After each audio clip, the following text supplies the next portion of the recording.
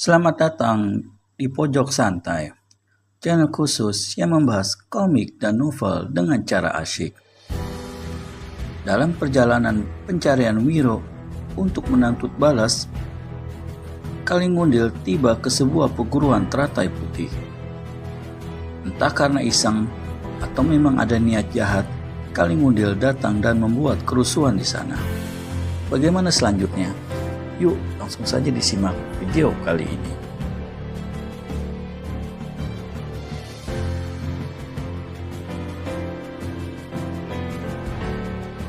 Tiba-tiba Kalingundil berteriak nyaring. Tubuhnya melompat ke muka, pedang buntung bergerak. Sinar biru membabat ke samping dan kini tidak sungkan-sungkan lagi melepaskan pukulan tangan kosong yang mengandung tenaga dalam yang tinggi. Namun betapa terkejutnya Gagak Kumara ketika sambaran pedang buntung di tangan lawannya membuat angin pukulan tenaga dalamnya terpental ke samping.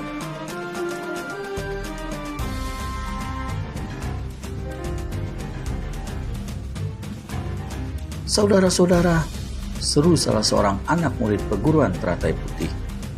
"Manusia kesasar macam begini tak perlu dihadapi satu demi satu. Mari kita tumpas beramai-ramai." "Semuanya tetap di tempat," teriak Gagak Kumara. "Walau bagaimanapun, kita harus jaga nama perguruan dan jangan mencemarkan nama guru. Pegang teguh sifat kesatria dunia Kata-kata Gagak Kumara tak dapat diteruskan, karena saat itu Kalingundil kembali datang menyerang dalam satu jurus yang aneh. Bagaimanapun, Gagak Kumara yang sudah berilmu tinggi ini mengelak, namun tetap saja ujung yang buntung dari pedang biru di tangan lawan berhasil membabat pakaiannya dan menggores kulit dadanya. Pada detik goresan itu, maka Gagak Kumara merasakan badannya menjadi panas. Kalingundil terkekeh. Pedang buntung ini, pedang siluman biru, mengandung racun yang jahat. Dalam 3 jam, nyawamu akan melayang. Terkejutlah Gagak Kumara. Demikian juga saudara-saudara seperguruannya yang lain. Gagak Kumara cabut sebilah keris dari pinggangnya. Saudara-saudara seperguruannya yang lain pun segera cabut keris pula, dan kali ini Gagak Kumara tidak berkata apa-apa lagi. Maka 8 anak murid perguruan teratai putih dengan sebilah keris di tangan masing-masing mengurung Kalingundil yang bersenjatakan sebilah pedang buntung sakti itu. Kalingundil hanya tertawa buruk melihat hal ini. "Sebaiknya kalian bunuh diri saja daripada mati di ujung patahan pedang silumanku ini." "Pedang siluman?" desis anak-anak murid perguruan teratai putih dalam hati.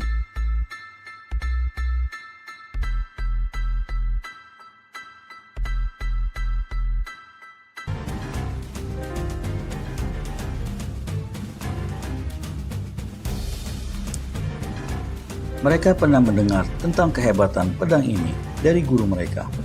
Tapi dikabarkan sejak beberapa tahun yang silam, pedang itu lenyap dan kini muncul dalam keadaan buntung. Tapi benar-benar tidak mempengaruhi kehebatannya.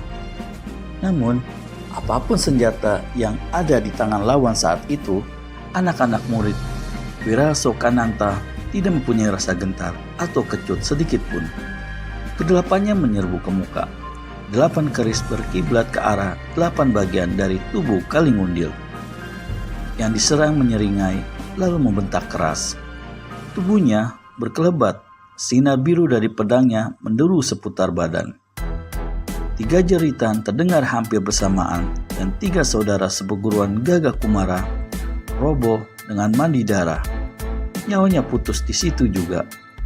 Gagak Kumara kertakan geraham. Darahnya mendidih oleh amarah. Namun goresan luka telah membuat tubuhnya menjadi kehilangan tenaga. Dikerahkannya seluruh tenaga dalam yang ada di tubuhnya, dan mengamuklah Gagak Kumara dengan segala kehebatannya. Namun permainan pedang lawan benar-benar hebat, sulit dan sukar diduga jurus-jurusnya. Satu jurus di muka, dua orang saudara seperguruannya lagi roboh tanpa nyawa. Melihat ini, Gaga Kumara segera berseru pada dua orang saudara seperguruan yang perempuan. Wurnimulan, Nyi Ratih, kalian segeralah tinggalkan tempat ini. Cepat lari, selamatkan diri. Tapi kedua gadis itu, meski betina, adalah betina yang berhati jantan. Wurnimulan menyauti, hidup kita bersama kakak Gaga Kumara. Gadis ini berkelebat cepat dan kirimkan satu tusukan cepat ke arah leher lawan. Kalingundir tertawa. Dielakkannya tusukan keris itu dengan miringkan badan, dan di saat itu pula kaki kirinya bergerak. Puk! Saudara seperguruan Gaga Kumara laki-laki yang terakhir terpelanting ke dinding. Tulang dadanya melesak ke dalam, dihantam tendangan Kalingundil. Jantung dan paru-parunya pecah, nyawanya lepas. Gaga Kumara sendiri saat itu sudah kehabisan tenaga. Luka di dadanya dan racun pedang siluman sangat mempengaruhi keadaan tubuhnya ke segenap pembuluh darah. Dia tahu sebentar lagi dia pasti akan menyusul saudara-saudara seperguruannya yang lain. Karena itu, sekali lagi dia berseru memberi ingat. Wurnimulan, Nyi Ratih, larilah sebelum terlambat. Gadis-gadis cantik ini tak akan bisa pergi jauh. Nasib kematian kalian sudah ada di ujung pedang silumanku. Tapi sebelum mati, keduanya akan kuhadiahkan dunia terlebih dahulu. Kalingundir tertawa mengekeh. Gaga Kumara yang tahu maksud dan arti kata-kata lawannya itu untuk sekian kalinya berteriak memberi ingat. Namun kedua gadis itu tak mau ambil peduli, malahan menyerang dengan hebat.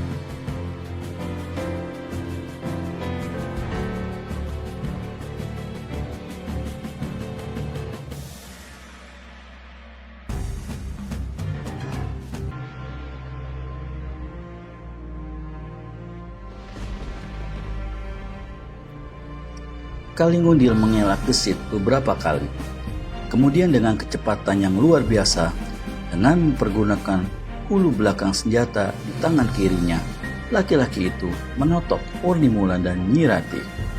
Keduanya kini kaku tak bergerak. Tahu malapetaka apa yang bakal menimpa kedua saudara seperguruannya itu. Dengan sisa tenaga yang ada, dengan segala kehebatan yang masih dimilikinya, Gaga Kumara menyerbu Kalingundil dari samping. Yang diserang sambil putar badan berkata, ajalmu sudah di depan mata, maut sudah di depan hidung. Sebaiknya bunuh diri saja. Terima kerisku lebih dulu, manusia durjana. Kami tidak ada permusuhan dengan kau. Kenapa kekejamanmu lewat takaran macam begini? Sudahlah. Biar mulutmu kututup saja saat ini, kata Kalingundil pula. Pedang siluman biru membabat ke perut Gaga Kumara. Dielakkan dengan melompat oleh murid Wirasokananta itu. Namun begitu melompat, senjata lawan kembali memburu lebih cepat. Kini menderu ke muka Gaga Kumara. Tak sanggup lagi dikelit oleh laki-laki ini.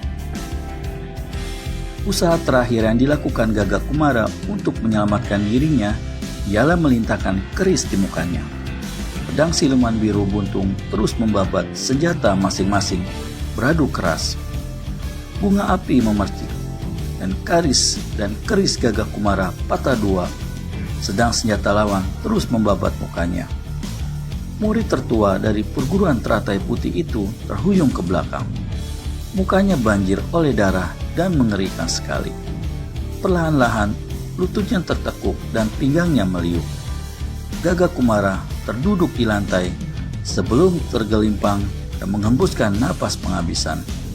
Kuntungan keris yang masih tergenggam di tangannya dengan segala tenaga yang ada dilemparkannya ke arah Kalingundil. Tapi serangan yang hampir tiada artinya ini dengan mudah dielakkan oleh Kalingundil. Kalingundil tertawa mengekeh. noda darah yang membasahi pedang siluman biru yang buntung itu disekahkannya kembali ke balik pinggang. Kemudian laki-laki ini memutar tubuh. Sepasang matanya yang kini berkilat-kilat memandangi tubuh dan paras Murni Wulan serta Nyi Ratih yang saat itu berdiri kaku tak berdaya karena ditotok tadi.